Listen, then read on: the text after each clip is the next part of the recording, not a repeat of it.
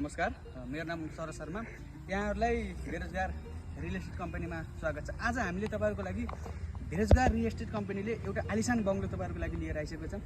बङ्गलो यस प्रकार छ, आउनुहोस् बङ्गलोको भित्र लुकेरौँ। यो बङ्गलो 1 आना 2 आना 3 आनामा नभएर पुरा 20 आनामा बनेको छ। यो बङ्गलोको लागत भन्नुहुन्छ भने सामान्य तपाईँहरूले सोचे पनि एकदम कम छ।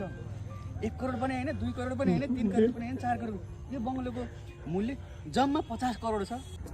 आउनुहोस् आज यस आलिसान बङ्गलोको इन्टिरियर तपाईँहरूले आज हामी देखाउँदैछौँ। मन परेमा खरिद गर्नुको लागि यस बेरोजगार रियल एस्टेट कम्पनीलाई सम्पर्क गर्न नबिर्सिनु होला।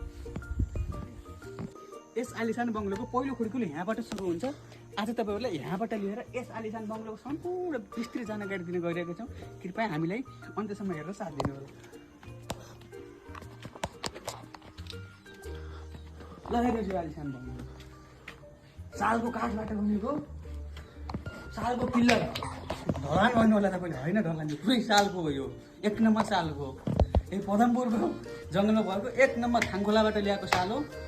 काठमा कुनै पनि कमजोरी छैन। 1 नम्बर इँटा, कहाँको इँटा भन्नु होला, जौनपुरको इँटा 1 नम्बर इँटा। सिमेन्टमा त कुनै कम्प्रोमाइजै छैन। एकदम एउटा इन्जिनियर होइन, 2टा इन्जिनियर होइन, 3टा इन्जिनियर, पुरै जिल्लाभरिको इन्जिनियरलाई हायर गरेर बनाएको बङ्गलो हो। यत्तिकै आलिसान बङ्गलो, भाइरल बङ्गलो भनेर भनेको छ त। आउनुहोस् यसको भित्र के छ पुरा विस्तृत हेरौँ। यस बङ्गलोको खासियत भनेकै यो हो। देखो न गाइस, आखिर यो हो चाहिँ के त, यो अरू केही पनि होइन। यस बङ्गलोको समग्र सेफ्टी ट्याङ्की यही हो। पानी छ तल, पानी छ बोलो क्या, फेरि पानी चाहिँ तल भन्न जरुरत थियो त तँलाई। यस बङ्गलोलाई बनाउनको लागि मूल काम यही पदमपुरको साल हो। एउटा साल होइन, 2टा साल होइन, यहाँ 100औं सालका खाम छन्। यी खामले नै यस बङ्गलोको मजबुती कायम राखेको छ। आउनुहोस् यस बङ्गलोको दोस्रो तलातर्फ जाउँ। यो बङ्गलोको यो गोला चाउडा भएर माथिबाट प्राय भूमि चाहिँ यहाँ लिफ्ट घुमिदिएको। लिफ्ट हुन्छ यहाँ माथिपट्टि पङ्खा झुडाइन्छ। हेर्नुहोस् पङ्खा पनि सानोतिनो होइन, ठुलो पङ्खा। कस्तो पङ्खा भनेर सोध्नु होला, टेबल पङ्खा झुडाइन्छ। पानी छ त्यताबाट। यो पानी आखिर पानी आयो चाहिँ कहाँबाट भन्नु, माथि हामीले डाइरेक्ट पानीको व्यवस्था गरेका छौँ, जहाँ पानी चाहिँ देखिन्न, मूल फुटिरहन्छ। यसको खासियत नै यही हो। ल हेर्नु, यहाँबाट हामीले तल हेर्नुको कारण चाहिँ के हो भन्दाखेरि माथि हेर्नु नमिल्ने भएर तल भुइँ देखिने भएर। आउनुहोस् यस घरलाई प्रत्येक कोठा हेरेर विस्तृत जानकारी दिन चाहन्छु। यस बङ्गलोको लागि आवश्यक फुल विद्युतीय कार्यहरू यहाँबाट जोडान भइरहेका छन्। एउटा एसी होइन, 2टा एसी होइन, 3टा एसी, पुरै 15वटा एसी यहीँबाट सञ्चालन गरेका छन्। एउटा रुममा 1500वटा एसी राखिन्छ, ताकि जाडोको बेला एकदम गर्मीको बेलामा शीतल होस् भनेर। तपाईँहरू आउनुहोस्। यो रुम यस बङ्गलोको नम्बर खासियत हो। यस रुममा किन खासियत हो भन्नुहुन्छ, अरू घरमा चाहिँ एउटा पिल्लर पर्छन् रुममा। हेर्नु यो बङ्गलोमा एउटा पिल्लर, 2टा पिल्लर, 3टा पिल्लर, 4टा पिल्लर, 5वटा पिल्लर, 6वटा पिल्लर। ल भन्नुहोस् एउटा कति मजबुती होला तपाईँहरूको लागि। एउटा रुममा कसैले 6वटा पिल्लर राख्न सक्छ त? यो आलिसान बङ्गलोमा राखिने गरेको छ तपाईँहरूकै सुरक्षाको लागि। आउनुहोस् तपाईँहरूले यो रुममा हामीले रुम मात्र नभएर एटाच बाथरुमसितको रुम देख्न सक्छौँ। यो रुम एटाच बाथरुम यही हो। यहाँ चाहिँ एटाच चाहिँ अहिले केही पनि छैन। बाथरुम चाहिँ गर्न तपाईँहरूले सक्नुहुन्छ। लाइटको व्यवस्था केही पनि छैन, गर्न मिल्छ, गर्न सम्भव भयो, गर्न सक्नुहुन्छ। अर्को खासियत भनेको यो रुमको यो हो, तपाईँ यहाँबाट यसरी हिँडेर यता हुँदै सही रहेछ, यसरी माथि जान सक्नुहुन्छ। ओहो, आउनुहोस् स्वर्ग जाने बाटो, दुईतिरबाट जान सक्नुहुन्छ है। तपाईँहरूलाई माथिल्लो तलमा राख्दाखेरि अरूले कोठामा झ्याल राख्छन्। हेर्नुहोस् हामीले भर्याङमा झ्यालेको छ। त्यो पनि एउटा होइन, 2टा होइन, 3टा होइन, 4 होइन, पुरै एउटा, 2टा, 3टा, 4वटा, 5वटा, 6वटा, 7वटा, 8वटा, 9वटा र त्यो सानो झ्यालको त 10वटा। आउनुहोस् माथिको कोठालाई फलो गरौँ। ल हेर्नुहोस् यो चिताङको घरमा आनन्द तरिकाले यस्तो राम्रो फुटेज स्टाइलको चोटामा बसेर चिया कफी गर्लफ्रेन्डलाई लिएर डेट पनि बसिराख्नुहुन्छ। छैन त कायदाको, यो तपाईँहरूकै लागि हो। आउनुहोस् चिया कफी मात्र होइन, बियरको पनि व्यवस्था गरिन्छ। सुरक्षा तपाईँको, खस्ने नखस्ने तपाईँ। बियरको व्यवस्था हामीले गर्नेछौँ। आउनुहोस् अर्को रुमतर्फ जाउँ। यस बङ्गलोलाई सामान्य कुराले खासियत बनाएको होइन। यो बङ्गलोको 1 नम्बर खासियत भनेको यो पिल्लर हेर्नुहोस् त। यो पिल्लर आफैमा अचम्म छ।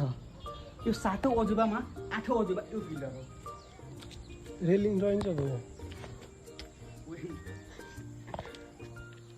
र यस बङ्गलोको अर्को खासियत भन्नु रेलिङ छैन। सुरक्षा जिम्मा तपाईँको रेलिङ त हामीसँग पसेको छैन अहिले। तपाईँलाई अर्को ठाउँ देखाउँछु। यो कुटी बाबा रामदेवले आफ्नो जीवनकाललाई प्रभावकारी बनाउनको लागि ध्यान, तपस्या र खोज गरेको कुटी हो। यसै ठाउँमा बसेर बाबा रामदेवले आफ्नो पुरा जीवन समर्पित गर्नुभयो, खोज्नुभयो, ध्यान गर्नुभयो, तपस्या गर्नुभयो। त्यसैले त आज यो बङ्गला केही खास छ, अरूभन्दा फरक छ। त्यसै चितवन जिल्लाभरिका इन्जिनियरहरू हायर गरेर बनाएको हो।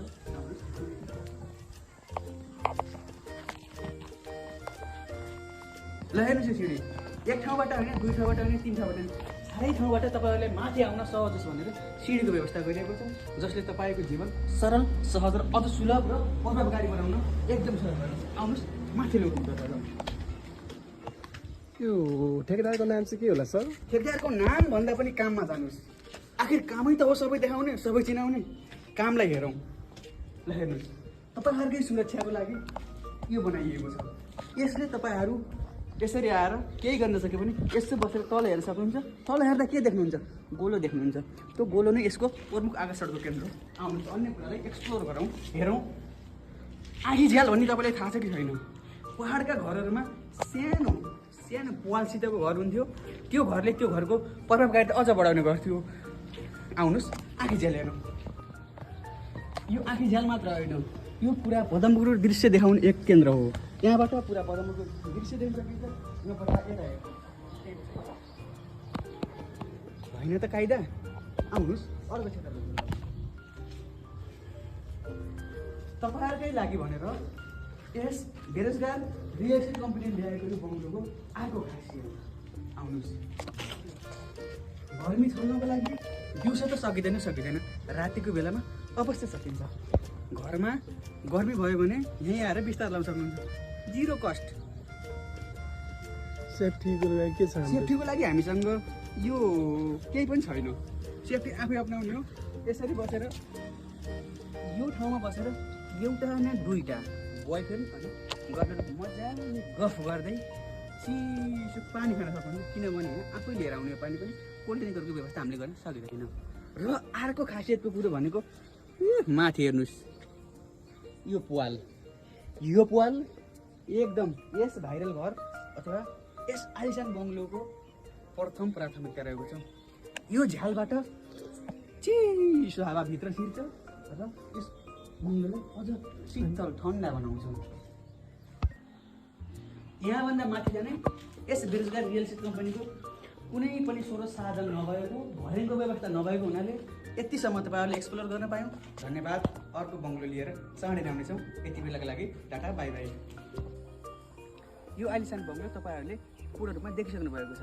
यदि यो आलिसान बङ्गलो तपाईँहरूलाई चाहिएको खण्डमा तल दिएको WhatsApp नम्बरमा सम्पर्क गर्न सक्नुहुन्छ।